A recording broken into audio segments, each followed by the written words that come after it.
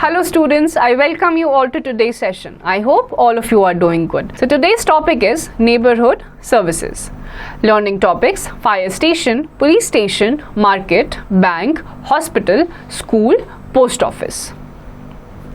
When we go around the neighborhood, we see many different buildings. Some of these buildings are small while others are big. The buildings in which people live are called houses. There are some other buildings too which provide us useful services. तो हमारे neighborhood में बहुत सारी अलग अलग type की buildings होती हैं, उनके अलग अलग नाम होते हैं, वहाँ अलग अलग टाइप के लोग काम भी करते हैं. Some of these services are as follows.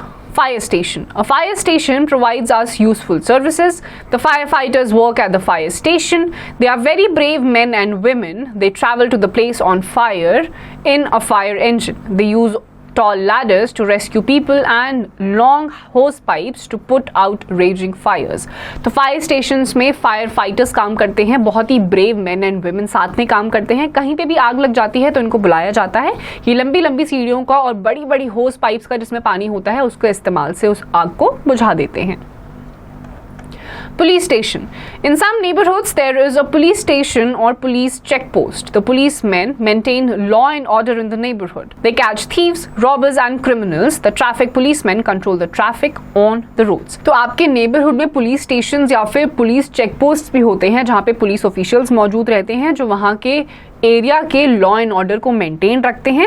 आपके आसपास की कोई चोरी चकारी होती है तो चोर को पकड़ने में मदद करते हैं. दूसरे टाइप के पुलिस ऑफिसर्स होते हैं ट्रैफिक पुलिस, जो आपकी रोड्स में ट्रैफिक को रेगुलेट करते हैं.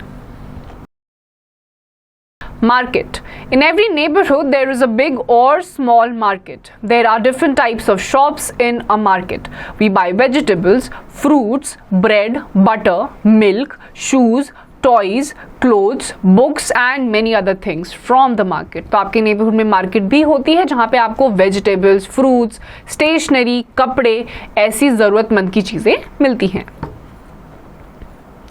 Bank. Some neighborhoods have a bank. We can deposit our money in the bank and withdraw it whenever we need.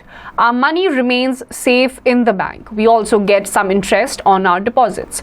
We can also keep our jewelry and other valuables in a locker in the bank. तो आपके आसपास bank भी होता है जहाँ पे आप अपने पैसे डिपॉजिट करते हैं और पैसे डिपॉजिट करने के बदले में आपको कुछ इंटरेस्ट भी मिलता है, पैसा आपका सेफ भी रहता है. साथ ही साथ आप अपने बैंक्स में जूलरी यानी कि गहने या इंपॉर्टेंट डॉक्यूमेंट्स को भी स्टोर कर सकते हैं. Hospital. A hospital is an important neighborhood service. We go to the hospital when we are sick. The doctors, nurses and medical attendants work in a hospital. A small hospital is called a clinic. Nowadays there are also mobile clinics that travel to remote places where there are no doctors or nurses. तो hospital यानी कि आपका अस्पताल आपके neighborhood का सबसे ज़्यादा important service होता है जहाँ पे बीमार लोगों की मदद डॉक्टर्स और नर्सेस करते हैं. एक छोटा जो हॉस्पिटल होता है उसे क्लिनिक कहा जाता है और आजकल मोबाइल हॉस्पिटल्स या क्लिनिक्स नाम की भी सर्विसेज चालू हो गई है जहां पे डॉक्टर्स एंड नर्सेज उन जगहों पर जाके लोगों का इलाज करते हैं जहां पे हॉस्पिटल्स अवेलेबल नहीं होते हैं. Knowledge corner. A doctor of animals is called a veterinarian. यानी कि जो जानवरों का डॉक्टर होता है उसे वेटरिनेरियन कहा जाता है. School. Every neighborhood should have at least a primary school. It is easier for children to go to the nearby school. तो आपके घरों के आसपास एक प्राइमरी स्कूल ज़रूरी होना ही चाहिए ताकि छोटे बच्चे होते हैं वो बड़ी आसानी से अपने घर के पास स्कूल जा पाएं. Children go to school to learn good habits and good manners. They learn to read and write. तो बच्चे स्कूल में अच्छी आदतें और तमीज़ सीखने के लिए जाते हैं, साथ ही साथ उनको वहाँ पे खेलना, कूदना और लिखना पढ़ना भी सिखाया जाता है. Knowledge corner. The word school is derived from Greek skoter, originally mean leisure, and also that in much leisure is employed. But later a group to whom lectures were given school. तो आपका जो school है वो एक Greek word से निकाला गया है जिसका नाम है शोटर, जिसका मतलब था लेजर यानी कि फ्री टाइम या फिर ऐसा टाइम जिसमें फ्री टाइम भी है लेकिन लोग काम भी कर रहे हैं. फिर धीरे धीरे धीरे कुछ टाइम के बाद यहाँ पे लेक्चर्स देना भी स्टार्ट हो गया. Post office. It is good to have a post office in the neighborhood. We can send and receive letters through post office. We buy postcards, inland letters and envelopes etc. from the post office. We can also send money to our friends and relatives through money orders. तो post offices में postman होते हैं जो आपके घर तक letters पहुंचाते हैं. पोस्ट ऑफिसेज में आपको अलग अलग जगहों के स्टैम्प्स भी मिलेंगे और यहाँ पे आप मनी ऑर्डर्स भी सेंड या रिसीव कर सकते हैं. Due to the advancement in technology, now the money is sent in the digital form. As such, now it is called electronic money order, EMO. आजकल इतनी ज़्यादा एडवांसमेंट हो गई है टेक्नोलॉजी में कि आप ऑनलाइन यानी कि पेपरलेस ट्रांजैक्शन भी कर सकते हैं, जिसे कहा जाता है electronic money order. For this, one has to submit form available in post office in counter. The sender and receiver data transmitted electronically to destination post office. Then they print out the form and pay to the receiver. We can deposit our savings in the post office.